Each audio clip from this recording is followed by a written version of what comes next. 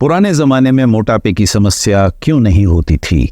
आज हमारी दुनिया में ओबेसिटी की एपिडेमिक के क्या मुख्य कारण हैं? And last but not the least, हम इस ओबेसिटी एपिडेमिक से छुटकारा कैसे पा सकते हैं?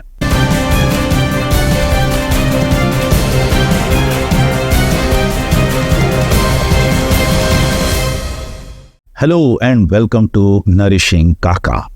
जैसा कि आप जानते हैं कि आज हमारी इस दुनिया में मोटापे की महामारी फैली हुई है, ओबेसिटी की एक एपिडेमिक फैली हुई है। लेकिन ये जानने के बावजूद भी अक्सर ऐसे कई आंकड़े हमारे सामने आते हैं जो कि हमें डिस्टर्ब कर देते हैं। और ऐसा ही एक आंकड़ा है कि आज की तारीख में लगभग 200 करोड़ लोग एक्सेस वेट से परेशान हैं। जैसा कि आप जानते हैं, इस वक्त हमारी पूरी दुनिया की जनसंख्या है लगभग 800 करोड़। तो दूसरे शब्दों में हर चौथा व्यक्ति एक्सेस वेट से परेशान है। अब इस वक्त हमारे देश की जनसंख्या लगभग 140 करोड़ है। तो यदि यही फॉर्मूला हमारे अपने देश में लागू किया जाए तो इस हिसाब से ये साफ पता चलता है कि हमारे देश में कम से कम 35 करोड़ लोग ऐसे हैं जो एक्सेस वेट का शिकार हैं। और यदि आप आंकड़ों, स्टेटिस्टिक्स और स्प्रेडशीट्स और एक्सेल वर्कशीट से बाहर जाकर वास्तविक दुनिया पर नजर डालें तो आप पाएंगे कि हमारे चारों तरफ इस आंकड़े का मैनिफेस्टेशन दिखाई देता है। आप किसी भी शहर या सिटी या टाउन में रहते हों, यदि आप अपने आसपास के लोगों पर नजर डालें तो आप पाएंगे कि एक्सेस वेट के शिकार लोगों से हमारा देश बेसिकली अनफॉर्चुनेटली भरा पड़ा है। अब परेशान करने वाली बात यह है कि यदि आप हमारे देश के इतिहास पर नजर डालें तो आप पाएंगे कि हिस्टोरिकली हमारे देश में ओबेसिटी की समस्या न के बराबर रही है। और हमें इतिहास में बहुत ज्यादा पीछे जाने की जरूरत नहीं है। आज से सिर्फ 100 साल पहले तक भी ओबेसिटी की समस्या लगभग न के बराबर ही थी। ये बात सही है कि कुछ लोग ओबीज उस जमाने में भी होते थे, नो डाउट अबाउट इट, लेकिन वो एक पर्टिकुलर इकोनॉमिक क्लास से आते थे।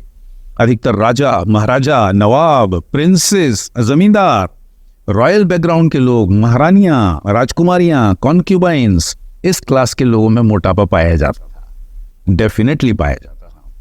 लेकिन आम लोगों में ओबेसिटी लगभग न के बराबर थी। और यही किस्सा लगभग पूरी दुनिया में भी था। पूरी दुनिया में ट्रेडिशनल सोसाइटीज में ओबेसिटी की समस्या हिस्टोरिकली लगभग 0 के बराबर थी। द कैंसर कोड और द डायबिटीज कोड जैसी बेस्ट सेलिंग बुक्स के ऑथर डॉक्टर जेसन फंग का कहना है, Throughout most of the human history, obesity has been rare. Individuals in traditional societies who ate traditional diets rarely became obese, even in the times of abundance of food. और यदि आप हमारे देश में ही आज से सिर्फ 100-200 साल पहले के समाज पर नजर डालें तो आप पाएंगे कि उस जमाने में आम लोगों के मोटे न होने के 3 मुख्य कारण हुआ करते थे। पहला था इंक्रीज्ड फिजिकल एक्टिविटी लेवल्स, दूसरा डाइटरी पैटर्न्स और तीसरा एनवायरनमेंटल इन्फ्लुएंसेस। इन 3 के अलावा और भी कई फैक्टर्स हुआ करते थे, लेकिन सबसे ज्यादा महत्व इन 3 फैक्टर्स का है।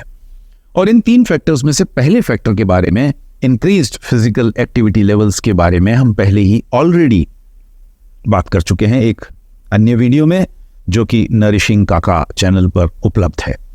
तो इसलिए आज हम यहां इस वीडियो में बात करेंगे दूसरे फैक्टर की, यानी डाइटरी पैटर्न्स की। और पुराने जमाने के डाइटरी पैटर्न्स के बारे में जो सबसे पहली बात कही जा सकती है वो ये कि आज से सिर्फ 100 साल पहले तक हमारे देश में और इनफैक्ट लगभग पूरी दुनिया में अधिकतर लोगों की डाइट में होल फूड्स की भरमार होती थी। होल ग्रेन्स रूटीनली खाए जाते थे।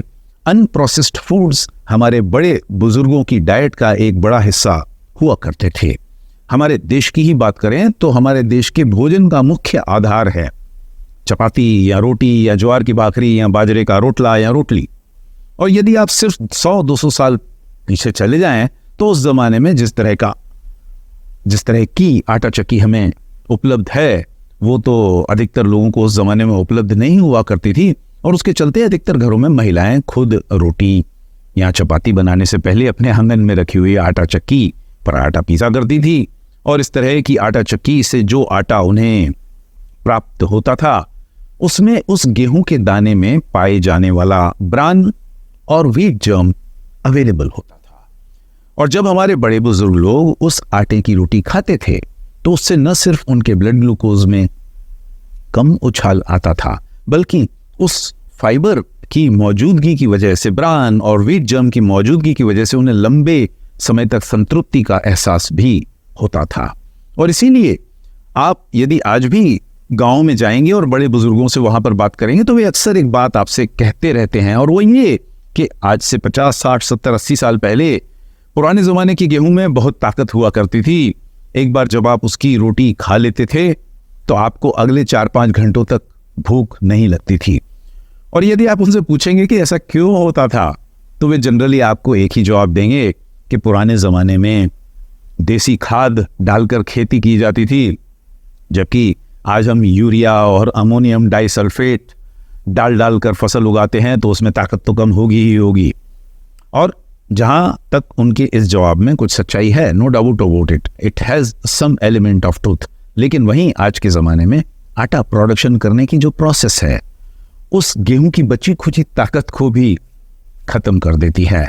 आज हम में से अधिकतर लोग अपना आटा बाजार से खरीदते हैं, जो कि कई केसेस में फेस पाउडर या टेल्कम पाउडर जितना महीन होता है, और उसे इतना महीन बनाने के लिए उसमें से बड़ी सावधानी से उसका पूरा फाइबर, ब्रान और व्हीट जर्म अलग कर दिया जाता है। इन सब के चलते 2-3 दुर्घटनाएं होती हैं। पहली तो यही कि उस गेहूं में जो भी माइक्रोन्यूट्रिएंट्स या विटामिन्स या मिनरल्स थे उनका अधिकतर हिस्सा उस फाइबर को, उस ब्रान को, उस व्हीट जर्म को निकालने की वजह से गायब हो जाता है। और उसकी वजह से आज के ज़माने में अधिकतर लोग जिस आटे का इस्तेमाल करते हैं उसमें स्टार्च के अलावा और कुछ खास नहीं होता। और इसीलिए जब हम इस तरह के आटे से बनी हुई रोटी, चपाती या कुलचा या नान खाते हैं या पूरी या पराठे खाते हैं तो उससे हमारे ब्लड ग्लूकोज में थोड़े ही समय में एक बहुत बड़े मैग्नीट्यूड का जंप आता है, और उसके बाद थोड़ी ही देर में फिर वो ब्लड ग्लूकोज जंप क्रैश का रूप ले लेता है, और लगभग 1 घंटे या 1.25 घंटे या 1.5 घंटे के बाद आपको फिर से एक बार भूख का एहसास होता है। आपको सैटिस्फैक्शन की फीलिंग होती ही नहीं है, और इसीलिए आप हर 1-2 घंटे में कुछ न कुछ खाते रहते हैं, कुछ न कुछ खाने की इच्छा लिए घूमते रहते हैं। और यही बार बार खाने की आदत हमारी इस दुनिया में फैली हुई महामारी का, ओबेसिटी की महामारी का एक बहुत बड़ा कारण है।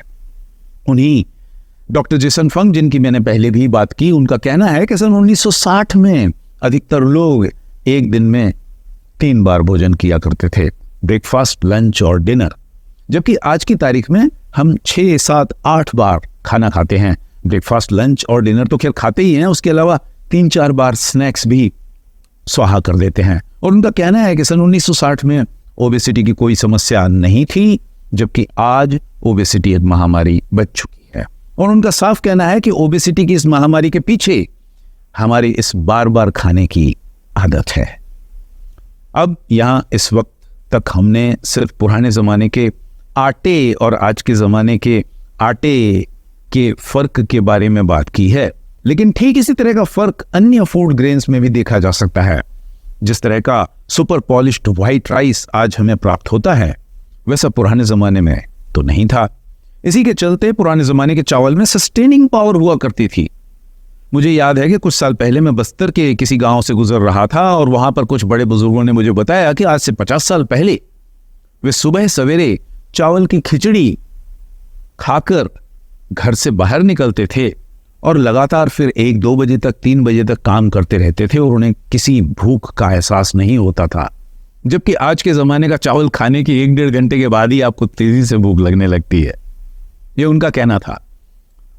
अभी हाल ही में मैंने एक वेट लॉस प्रोग्राम बनाया है, और उसके अलावा एक belly fat busting diet book भी लिखी है, और इन दोनों पब्लिकेशंस में मैंने सिर्फ वही रेसिपीज़ इंक्लूड की हैं जिनमें होल ग्रेन्स का, अनप्रोसेस्ड फूड्स का, एंटी इन्फ्लेमेटरी फूड प्रोडक्ट्स का इस्तेमाल किया गया हो।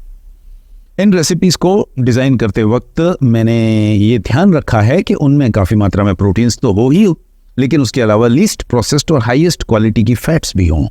और इन रेसिपीज़ को मैंने इस तरह से स्ट्रक्चर किया है कि उन्हें खाने के बाद लोगों को संतुष्टि का एहसास हो, सैटिस्फाइटी की फीलिंग हो और उन्हें अगले कई घंटों तक किसी स्नैक फूड के खाने का ख्याल भी ना आए।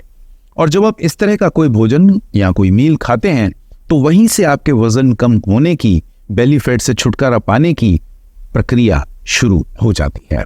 जब आप ट्रेडिशनल सोसाइटीज की ट्रेडिशनल रेसिपीज खाते हैं तो वे आपके फास्टिंग ब्लड ग्लूकोज लेवल और post prandial blood glucose level को नॉर्मल रेंज में लाने में सहायक सिद्ध होती हैं।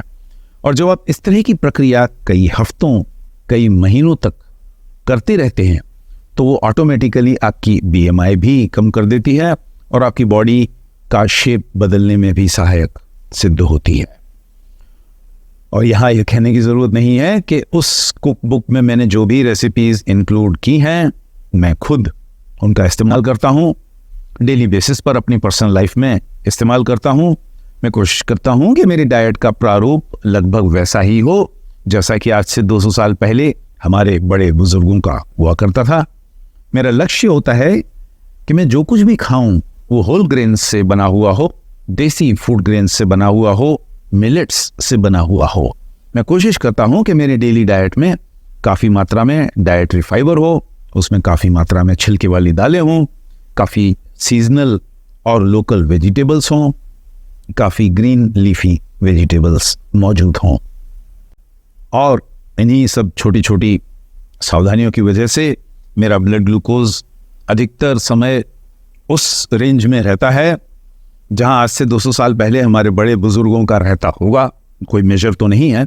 इसके अलावा मेरे ट्राइग्लिसराइड्स, मेरा LDL कोलेस्टेरॉल, मेरा HDL कोलेस्टेरॉल और मेरा ब्लड प्रेशर अधिकतर समय नॉर्मल लेवल्स पर, हेल्दी लेवल्स में रहते हैं। और मेरी रेसिपीज़ में ट्रेडिशनल ग्रेन्स, होल ग्रेन्स और एंटी इन्फ्लेमेटरी फूड प्रोडक्ट्स की अधिकता होने की वजह से एक बार जब मैं खाना खा लेता हूँ तो मुझे भी आज से 100-200 साल पुराने ज़माने के लोगों की तरह ही अगले 5-7-8 घंटों तक और कुछ खाने का ख्याल भी नहीं आता।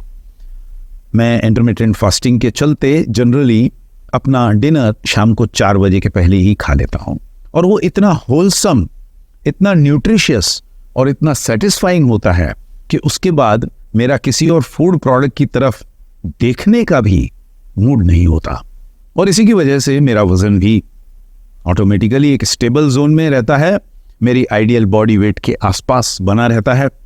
और जैसा कि मैं अक्सर कहता हूँ कि यदि मुझे जैसा साधारण बुद्धि वाला व्यक्ति इस तरह के रिजल्ट्स अचीव कर सकता है तो ऐसी कोई वजह नहीं है कि आप ऐसा क्यों नहीं कर सकते। ज़रूरत है तो पुराने ज़माने के हमारे बड़े बुजुर्गों की अच्छी आदतों को पहचानने की और फिर उन आदतों को अपनी डेली लाइफ का हिस्सा बनाने की।